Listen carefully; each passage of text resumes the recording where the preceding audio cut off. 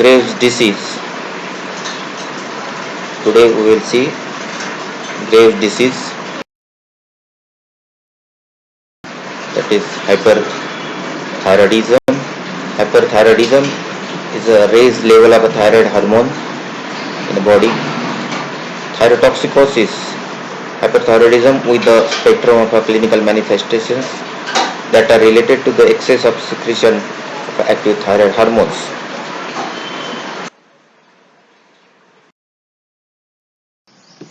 What are the types of the hyperthyroidism? The diffuse toxic goiter is called as Graves' disease.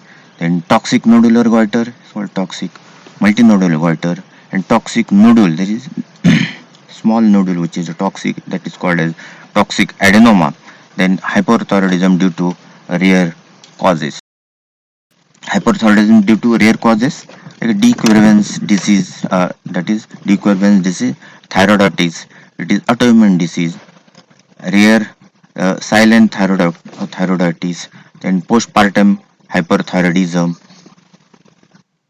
and Jord-Bezdos syndrome. Jord-Bezdos syndrome is a uh, Jord is a in German language it is iodine. It is called as iodine, and Bezdos was a scientist. So Jord-Bezdos syndrome. Then thyrotoxicosis factia, factitia. Then Hydatidiform mole and choriocarcinoma, struma ovary,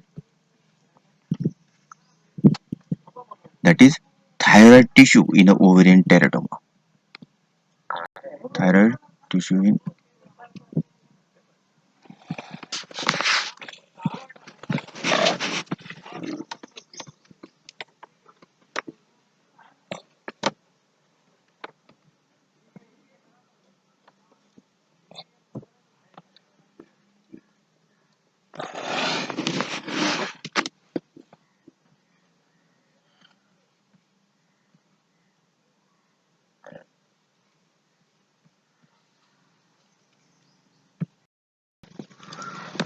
Then disseminated thyroid autonomy and neonatal thyrotoxicosis. What are types of the toxic goiter? Primary and secondary. Appearance of the goiter and signs of the uh, toxicosis simultaneously. The secondary is previously non-toxic goiter for a prolonged period and later getting converted to the toxic stages. Graves' disease or diffuse toxic goiter or primary toxic goiter. Etiology. The causes of the Graves' disease is not known. This disorder is regarded as a systemic autoimmune disease consisting of a three-component hyperthyroidism, then exophthalmos, and dermatopathy called as pre-tibial myxedema or pre-tibial edema. It is believed that hyperthyroidism results from the antibodies to the TSH receptor, that is thyroid stimulating hormone. These antibodies causes hyperparathyroidism because they bind to the TSH receptor and chronically stimulate it. The TSH receptor is expressed on the follicular cells of the thyroid gland, the cells that produce the thyroid hormone. The result of a chronic stimulation is abnormally high production of T3 and T4. This is in turn causes the clinical symptoms of a hyperthyroidism and enlargement of the thyroid gland visible as a goiter. There are three types of the autoimmune antibodies to the TSH receptor currently recognized. The TSI or thyroid stimulating immunoglobulin. These antibodies, mainly IgGs, act as long-acting thyroid stimulant, activate the cells in a longer and slower way than TSH, leading to elevated production of the thyroid. The TGI, thyroid growth immunoglobulin. These antibodies binds directly to the TSH receptor, have been implicated in the growth of the thyroid follicle. TBII, that is thyrotropin binding inhibiting immunoglobulin. These antibodies inhibit the normal union of the TSH with its receptor.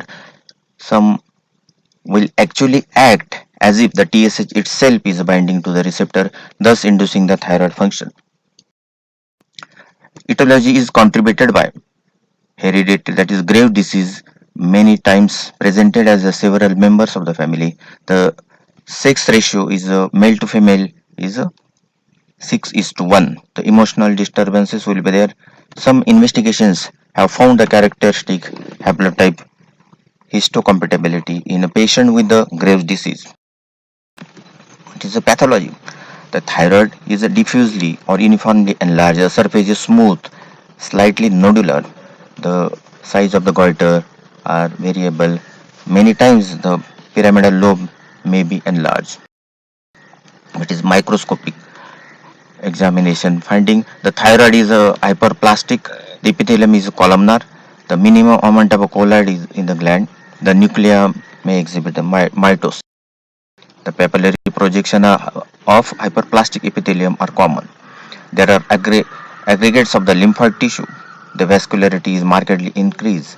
These pathological characteristics are associated with the overproduction of the thyroid hormone. The clinical features of the Graves' disease. The clinical triad, goiter, thyrotoxicosis, and exophthalmos is a triad for Graves' disease. The above symptoms may be slightly or in any combination may present. It is common in young patient but may present at any age. Male to female ratio is 6:1. Uncommon or rare below the 10 years of age.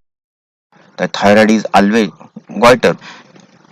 Thyroid is always diffusely and symmetrically enlarged with the varying extent. The pyramidal lobe is frequently enlarged and palpable. Gland is characteristically smooth but may be irregular. The extremely vascular audible brood will be heard over the gland with the stethoscope, best heard in the superior pole. In about 2 to 3% of patients with the Graves' disease, this thyrotoxicosis will show the normal size of a thyroid gland.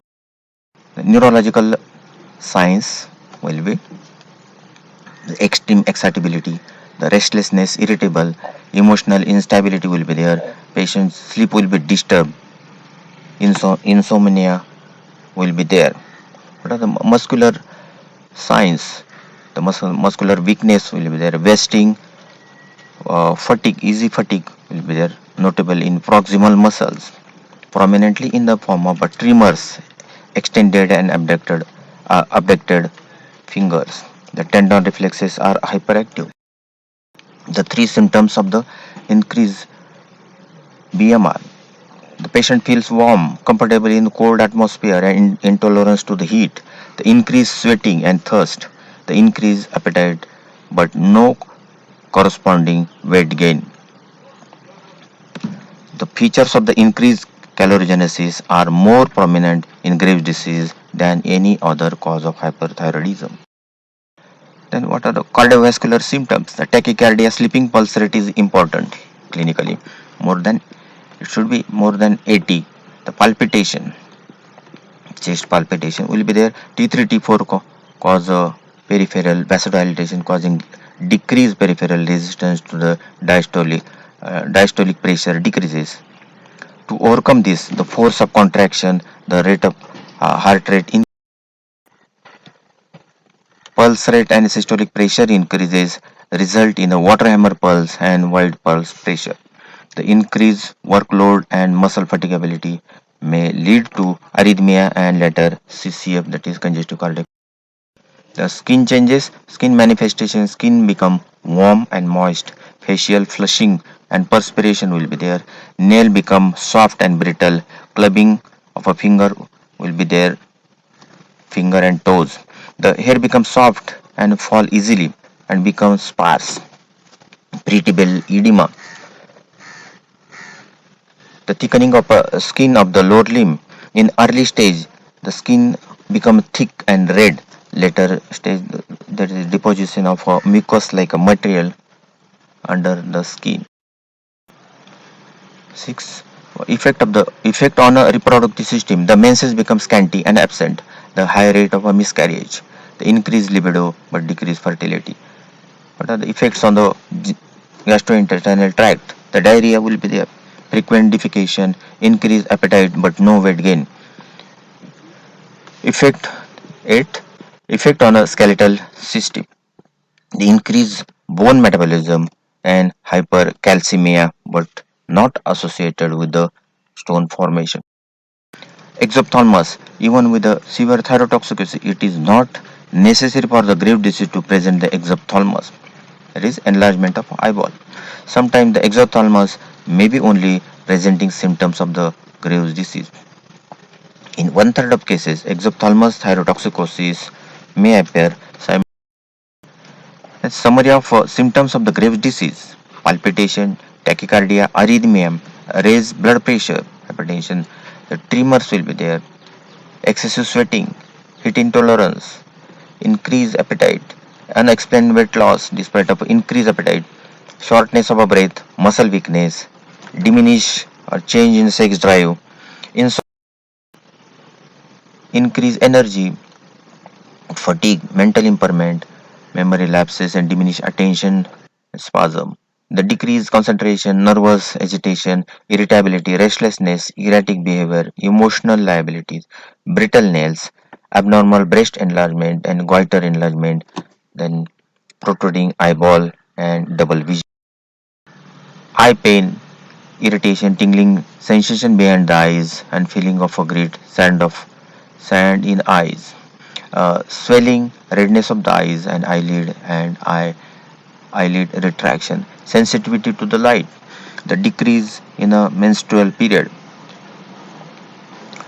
difficulty in conceiving and infertility and recurrent miscarriage, hair loss will be there, itching of skin, chronic sinus infection, reddish skin of lower length, that is breathable, mixed edema will be there, increased bowel movement or diarrhea will be there, sometimes dizziness.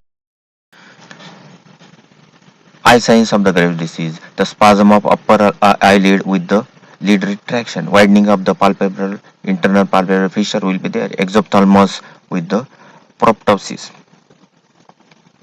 supraorbital and infraorbital swelling, the external ophthalmoplegia with the weakness of the extrinsic ocular muscles, and those muscles will weaken.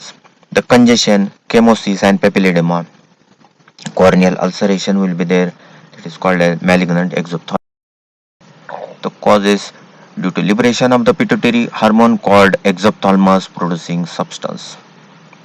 It is not TSH dependent. The and partial relief by pituitary ablation or pituitary stalk excision may be given to such a patient. The infiltrative exophthalmos. This is frequently encountered, has been explained by postulating that the thyroid gland and extraocular muscle share a common antigen which is recognized by the antibodies. The antibodies binding to the extraocular muscles cause a swelling behind the eye. Signs related to the Graves' disease. Eye signs related to the Graves' disease. That is one Graffis sign, lagging behind of a eyelid. Then Joffrey's sign. Then absence of a wrinkle over the forehead. Then Mobius sign. This is uh, inability to converge the eyeball. Then Dalrymple sign. Then Stilwax sign. These are the eye signs in Graves. Management. The three mainstay in the treatment is the antithyroid drug, surgery, and radioactive. It is a long-term therapy, 18 months. That is, it is long-term therapy. Failure rate is 50%. Adverse reaction like agranulocytosis, aplastic anemia, and sore throat will be there. Surgery. First is antithyroid drugs, then surgery. The diffuse toxic goiter, toxic nodular goiter reduces the tissue below the critical mass. That is advantage of surgery. The rapid cure rate, high success rate will be there because the mass is removed. But disadvantage, the recurrence will be there in 5% of cases. Hypothyroidism, may occur in 20 to 45% cases. At, in some cases, parathyroid insufficiency will the radioactive iodine destroys the thyroid cells and reduces the mass of the functioning tissue below the critical level. The radioactive iodine 300 to 600 mbq is given. The advantage of a radioactive iodine: no surgery, no prolonged therapy. Disadvantages: isotope facilities should be available with that institute or with that hospital. The thyroid insufficiency may occur with the radioactive iodine. Then indefinite follow-up is not definite.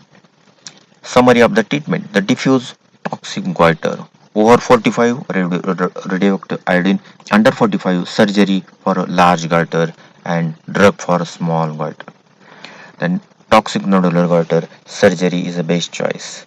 Then for toxic adenoma, again the surgery is the best choice, or radio iodine given. Surgeries: patient should be euthyroid or near to euthyroid. Carbimazole initially 30 to 40 milligram TDS for 12 weeks. It is 3 months. Then 5 milligram TDS with Lugol's iodine 10 to 15 days before surgery. 5 drops TDS with the milk. Use of beta blocker propranolol 40 milligram TDS result in a rapid control in 7 days postoperatively. Surgery of a choice: subtotal thyroidectomy. The preoperative workup: the thyroid function tests are done, T3, T4, TSH, and all in vitro, and we have seen. So indirect laryngoscopy to see the position of the vocal cord, and thyroid antibodies in serum calcium and isotope scan.